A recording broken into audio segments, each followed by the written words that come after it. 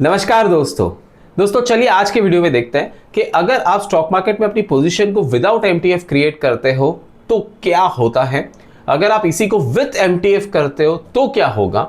And आज ये भी कंपेयर कर लेते हैं कि अक्रॉस इंडस्ट्री मतलब कि टॉप 4 ब्रोकर्स को ले लेते हैं और उसमें एमटीएफ का क्या इंटरेस्ट रेट वगैरह चल रहा है एंड आपको इसमें सबसे ज्यादा फायदा कहाँ हो सकता है, सारी चीजें जानते हैं। तो सबसे पहले शुरू करते हैं कि अगर आप विदाउट एमटीएफ अगर आप अपनी पोजीशन बनाते हो एंड मैं इसके लिए मैं अभी धन के प्लेटफॉर्म्स का यूज कर रहा हूं। आप देख सकते हो कि अगर आप एक नॉर्मल इक्विटी मार्जिन कैलकुलेटर पे आ जाते हो एंड अकॉर्डिंग टू दिस अगर आप इस स्टॉक को बाय करना चाहते हो 100 क्वांटिटीज को, दोस्तों मैं यहाँ पे कोई भी ट्रेड इंड्यूसमेंट नहीं कर रहा हूँ, सिर्फ आपको डेमो पर्पस के लिए बता रहा हूँ कि आपको विदाउट एमटीएफ क्या फर्क पड़ता है, विद एमटीएफ क्या होता है। ठीक है, तो देखिए कि अगर आप विदाउट एमटीएफ आप किसी भी स्टॉक में आप एंटर करने जाते हो तो यहाँ पे आप देख सकते हो कि इंट्राडे के लिए तो आपको इसमें इतना मार्जिन, जैसे कि आपका ट्रेड वैल्यू 168 का बैठता है 1,68,000 का, आपको मार्जिन सिर्फ 33,653 चाहिए, जिसमें आपको लेवरेज ऑलमोस्ट 5x का मिल जाता है। अब इस चीज को साइड में रखते हैं, हम ये देखते हैं कि डिलीवरी में क्या होता है। देखिए दोस्तों, इंट्राडे में तो आपको मार्जिन मिल ही जाता है, बट व्हाट इफ आपको सेम स्टॉक को उस 100 क्वांटिटी को प्रोबेबली बीटीएसटी करना है या फिर आपको स्विंग ट्रेडिंग करनी है या फिर आपको लॉन्ग टर्म के लिए होल्ड करना है, तो क्या आपको कुछ फायदा मिल सकता है विदाउट एमटीएफ? तो डेफिनेटली नहीं, क्योंकि आप देख सकते हो कि अगर आप विदाउट एमटीएफ आप फॉर डिलीवरी आप इसे बाय करोगे तो आपकी ट्रेड वैल्यू 1,68,000 की बनती है एंड मार्जिन भी पूरा उतना ही इसमें रिक्वायर्ड है, तो आपको लेवरेज कुछ भी नहीं मिला। अब इसी के सामने इसे एमटीएफ कैलकुलेटर में अगर इनपुट करें तो ये जो स्टॉक है इसका ये करंट मार्केट प्राइस चल रहा है 1682, सेलिंग प्राइस मैंने यहाँ पे 1750 मेंशन किया कि सपोज करें ये आपका टारगेट प्राइस है जिसको आप 100 क्वांटिटीज को मैक्सिमम 30 डेज आप होल्ड करना चाहते हो। इनफैक्ट आप चाहो तो आप 30 के आप 300-3000 दिन भी आप होल्ड कर सकते हो। ठीक है, so MTF gives you that flexibility. तो क्या होता, तो अगर आप इसी पोजीशन को आप एमटीएफ पे आप बनाते तो आपके जो फंड्स है वो सिर्फ 40,340 के लगते। ठीक है, जबकि यहाँ पे आप देखो तो आपको फॉर डिलीवरी में ये पूरा का पूरा मार्जिन मांग रहा था और यहाँ पे ये आपको फर्क पड़ गया, तो 4.17x का आपको लेवरेज मिल गया। फंडिंग बाय धन आपको 1,27 की मिल जाती है। बाय वैल्यू सेल वैल्यू आप देख सकते हो इसके बेसिस पे है, और इन दिस केस अगर आपका टारगेट हिट हो जाता है, मतलब कि 1682.20 में बाय करने के बाद ये 1750 में बिक जाता है, तो आपको 6780 का प्रॉफिट भी मिलता है। राइट, अब इन 30 डेज के दौरान जो आपने होल्डिंग रखी एमटीएफ में स्टॉक की, तो इसमें आपको transaction charges and interest amount जो लगेगा इसका पूरा ब्रेकअप यहाँ पे दिया गया है। ठीक है, एंड अब अगर हम देखें तो आपको रिटर्न्स विदाउट एमटीएफ, मतलब कि अगर आप सिर्फ खुद के फंड से 40,340 यूज करके आप स्टॉक को खरीदते तो आप 100 क्वांटिटी ऑब्वियसली नहीं बाय कर पाते एंड उस चक्कर में आपका जो प्रॉफिट है वो कम होता, मतलब कि आपके जो रिटर्न्स है, जो आरओआई है वो 3.77% रहता, जबकि विद एमटीएफ ये 12.38% बन के आया है ना।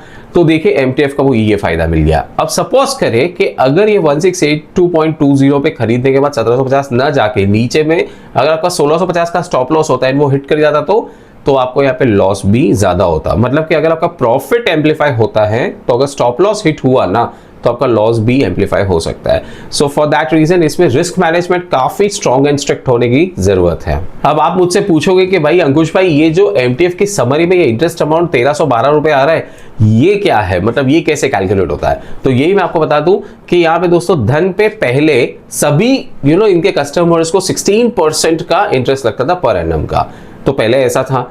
अब इन्होंने सारे इंटरेस्ट रेट्स अपडेट कर दिए हैं एंड ये और भी ज्यादा बेहतर कर दिया है। अब स्लैब वाइज इंटरेस्ट रेट्स आ चुके हैं, जहां पे कि डेली डेबिट बैलेंस अगर आपका एमटीएफ में अप टू 500 रुपीज है तो आपको इंटरेस्ट रेट नील लगता है, दिस इज पर एनम वाला इंटरेस्ट रेट। देन 500.1 से 5 लाख के बीच में तो सिर्फ 12.5% का आपको लगता है इंटरेस्ट। मंथली इसका ही ब्रेकअप है कि 1.04%, weekly 0.24% and daily interest rate है 0.03%। सेम वे में आप बाकी के सारे जो आपके जो एमटीएफ डेली डेबिट बैलेंस के जैसा आपका पोजीशन है उस हिसाब से आपको इंटरेस्ट रेट लगता है। तो आप देख सकते हो 12.5, 13.5, 14.5 एंड 15.5%, तो 16% तो किसी को नहीं लगना है।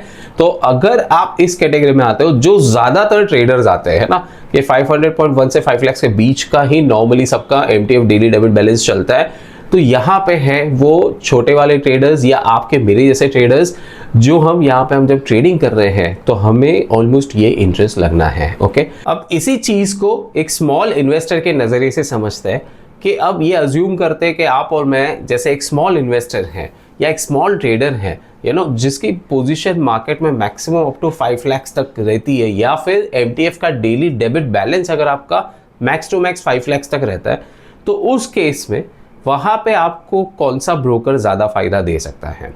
एंड अभी आप देख सकते हो कि मैंने इस पे पूरा एक डिटेल रिसर्च करके ये मैंने आपके लिए ये डेटा प्रिपेयर किया है कि जहाँ पे मैं आपको बता रहा हूँ कि ऊपर यहाँ पे ब्रोकर के नाम है, ये मैंने इंटरेस्ट पर डे इनका देखा, देन इंटरेस्ट पर एनम ये कितना चार्ज करते हैं, डेली इंटरेस्ट पर लाख, मतलब कि अगर आपका 1 लाख का भी MTF का डेली डेबिट बैलेंस चल रहा है तो ये ब्रोकर आपसे पर डे का कितना पैसा चार्ज करेंगे।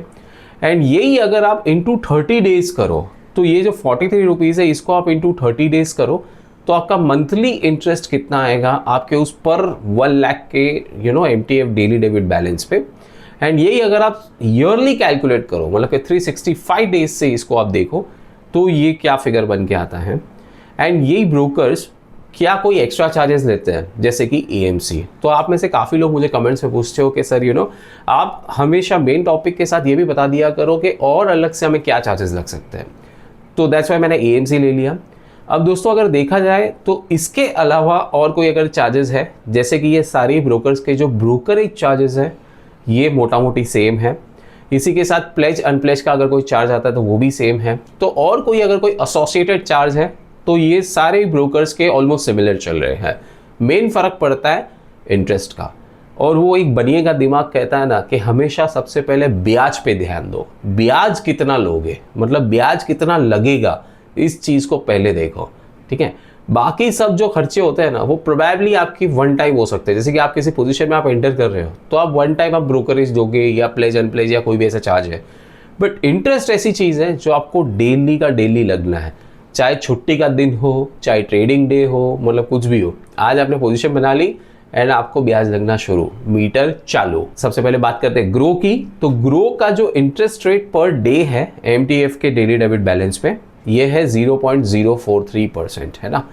यहाँ पे अगर आप देखें तो आपको इंटरेस्ट पर डे में आप जरा ध्यान रखेंगे ना तो इसी के नीचे धन का आता है 0.0342%, जीरो होता 0.04% एंड एंजल वन का 0.041%, राइट।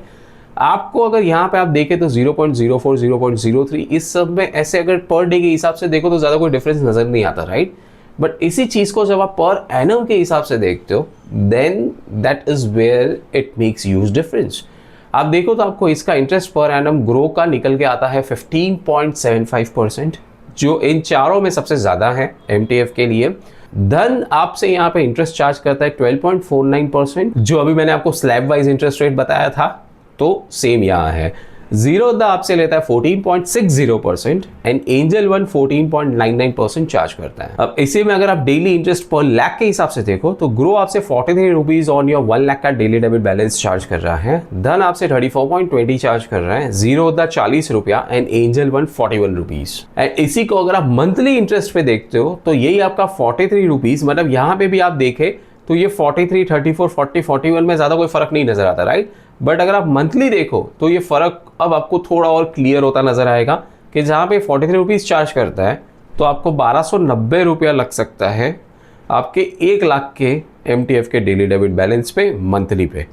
यहाँ पे ये बन के आता है 1026, यहाँ पे 1200, यहाँ पे 1230।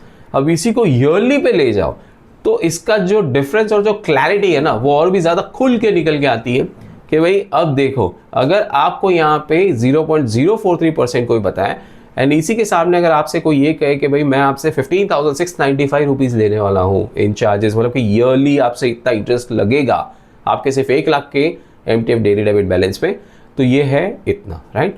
अब आप देखिए उसी के सामने यहाँ पे 12,483 रुपीज़ हो गया, कितना फ़र्क पड़ गया है ना। आप ही देख लो कितने पैसे बचते हैं, यहाँ पे 14,600 एंड यहाँ पे 14,965। अपार्ट फ्रॉम दैट और कोई जो चार्जेस, तो यहाँ पे आपको AMC ग्रो में तो जीरो है, धन में भी जीरो है, धन में तो अकाउंट ओपनिंग भी जीरो है, AMC भी जीरो है, प्लेटफॉर्म फीस भी कुछ नहीं है। जीरो होता आपसे AMC लेता 300 रुपया एंड एंजल वन 240 रुपीज।